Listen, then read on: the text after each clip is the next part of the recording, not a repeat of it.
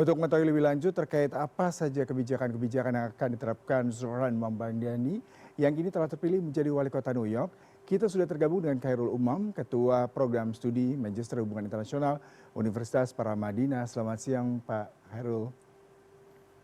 Selamat siang Mas Yudi. Ya, ini kalau kita bicara mengenai wali kota pertama Muslim muda dari Asia Selatan di antara penduduk imigran 3 juta di New York ini seperti angin segar ya kalau Anda melihat.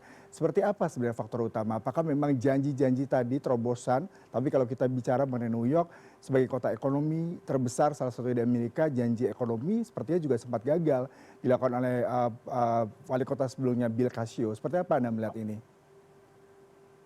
Ya, memang dari hasil proses pemilu di tingkat kota New York, kalau misal kita cermati memang angkanya sangat tipis. Kalau misal kita merujuk pada election night result, itu Zohran Mamdani itu mencapai sekitar 50,39% untuk mengunci kemenangannya.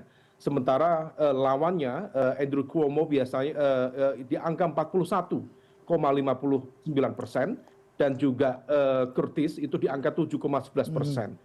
Memang pada titik yang sangat tipis itu ada semacam titik poin yang mana Zohran Mamdani cukup diuntungkan dengan adanya fragmentasi oposisi.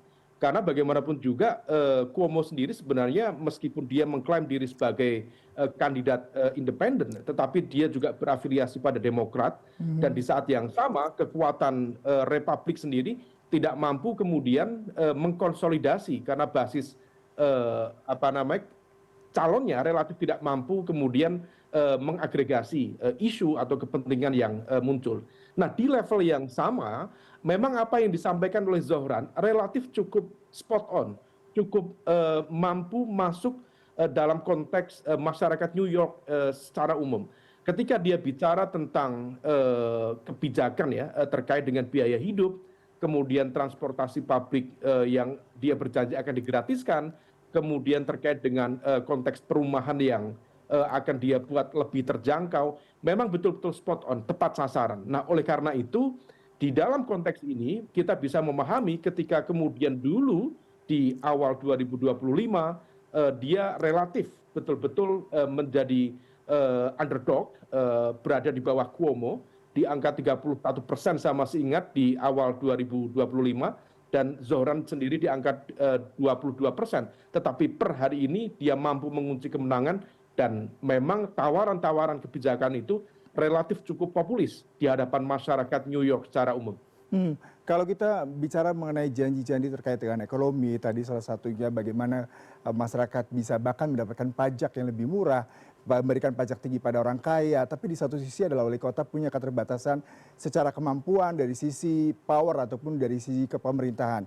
Bahkan kalau menarik sendiri, Gubernur New York berasal dari partainya sendiri, yaitu Kathy Hochul mengatakan bahwasanya dia tidak terlalu setuju dengan beberapa kebijakan dari Mamdani ini. Bagaimana ke depannya terkait dengan kebijakan-kebijakan yang tadi dijanjikan, mengingat ini merupakan salah satu angin segar kalau tadi Pak Khairul katakan. Ya, memang ini akan menciptakan sebuah ujian politik dalam konteks kebijakan publik yang paling terdepan bagi kepemimpinan Mamdani.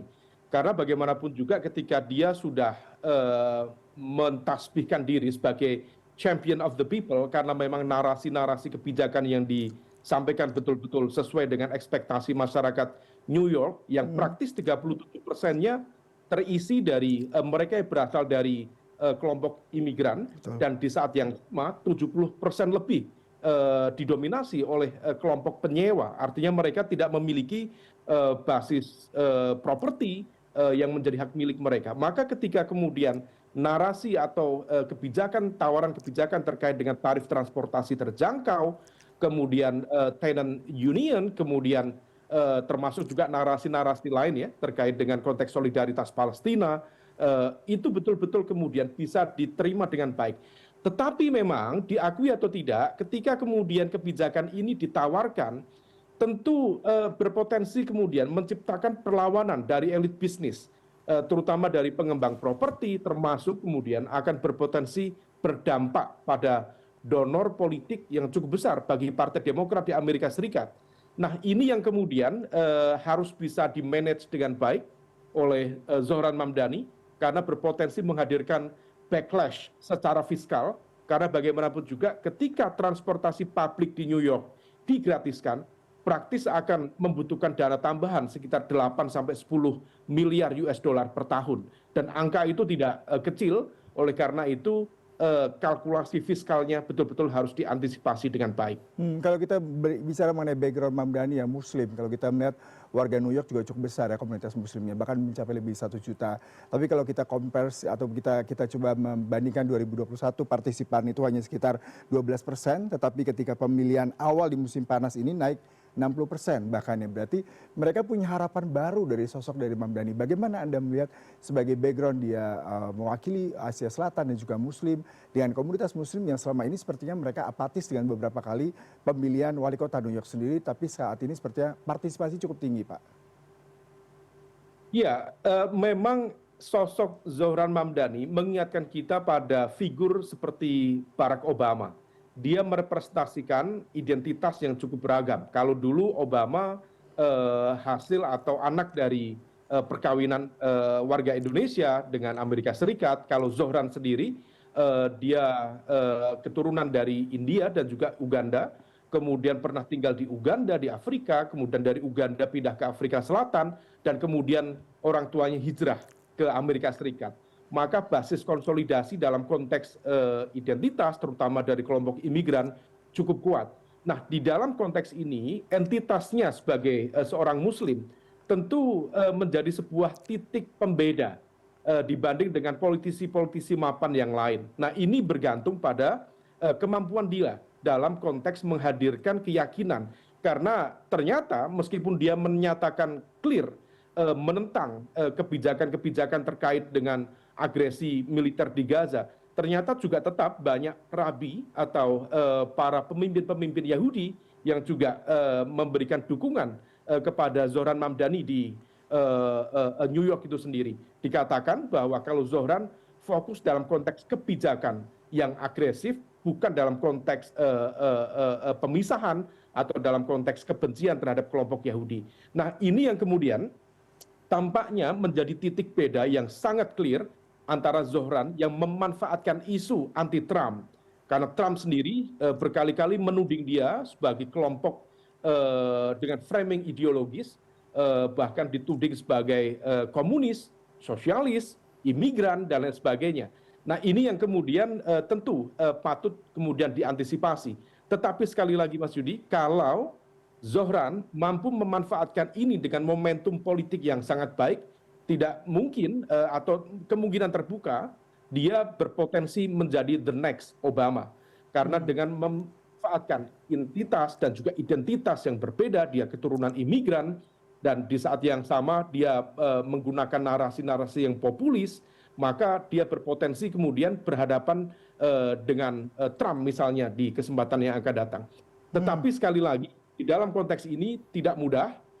Dia akan berhadapan dengan miliuner, dia akan berhadapan dengan pemain-pemain besar properti, dan dia akan berhadapan dengan regulasi landlord yang cukup besar, dan salah satunya adalah korporasi Donald Trump yang memang selama ini bergerak dalam bidang properti.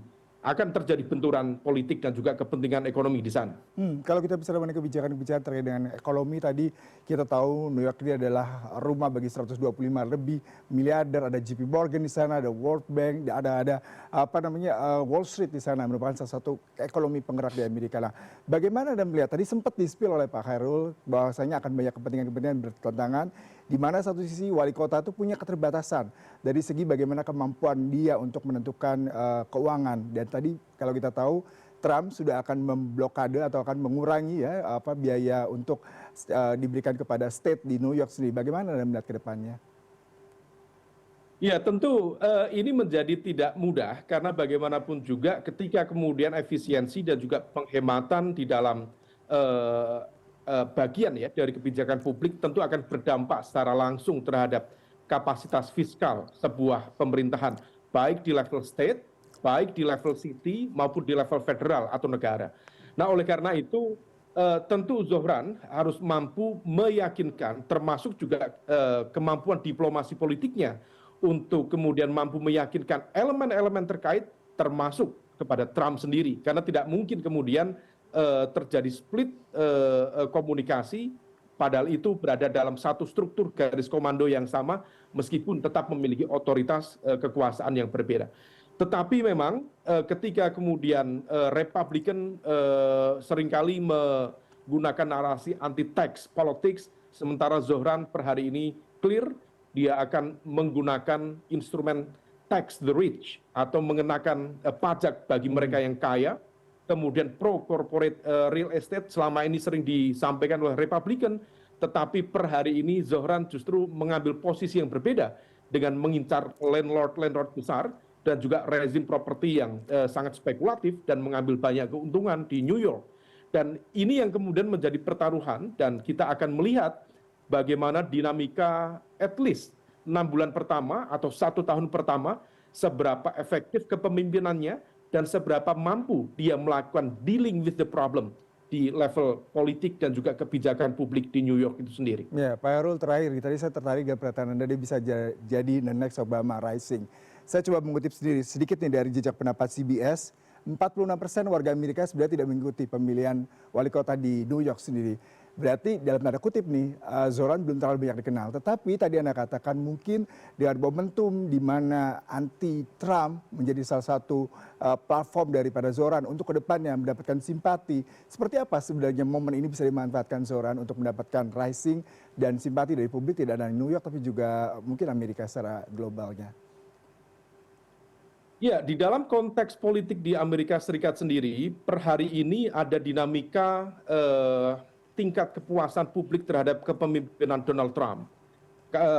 Sebagian memang menunjukkan dukungan dan juga apresiasi, tetapi juga tren itu semakin melemah. Dan hal itu dibuktikan dalam proses pemilu di beberapa daerah yang justru mengkonsolidasikan dan juga memenangkan para pemilih-pemilih dan juga kandidat dari Partai Demokrat.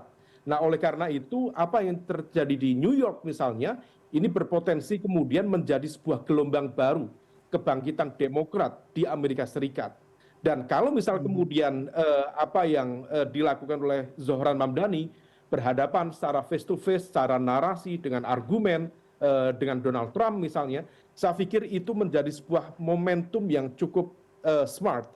Dan kemenangan Zohran sendiri di level New York menjadi sebuah bukti bahwa hanya dengan menggarap praktis beberapa bulan, 6 bulan perjalanan dia campaign, dia ketuk satu persatu rumah per rumah di New York, dia sapa satu persatu asosiasi, kelompok aktivis, jaringan-jaringan aktivis, maka kemudian yang semula dia underdog ternyata mampu mengunci kemenangan. Di dalam konteks ini dia berpotensi melakukan hal yang sama kepada Donald Trump, karena bagaimanapun juga Donald Trump sendiri menggunakan gaya komunikasi yang unik, bahkan di tingkat politik global. Jangankan lawan, termasuk aliansi tradisionalnya, teman-teman dekat Amerika Serikat sendiri, baik di Eropa, di Indo-Pasifik, dan di kawasan yang lain, justru juga terkena dampak dari kebijakannya, terutama terkait dengan tarif dan lain sebagainya.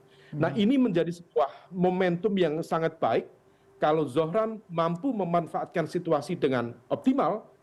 Bukan tidak mungkin Zohran Mamdani adalah the next Barack Obama dalam politik Amerika Serikat ke depan. Menarik sekali, kita tidak hanya melihat seorang wali kota baru, perwakilan dari Muslim, dari Asia Selatan, tapi juga bagaimana seandainya dia bisa memanfaatkan momentum ini untuk mendapatkan karir ke depannya lebih baik lagi, tidak hanya jadi wali kota, tapi mungkin ke depannya bisa jadi Presiden Amerika Serikat. Terima kasih Pak Hairul untuk perbincangannya, sangat insighting sekali. Terima kasih untuk waktunya.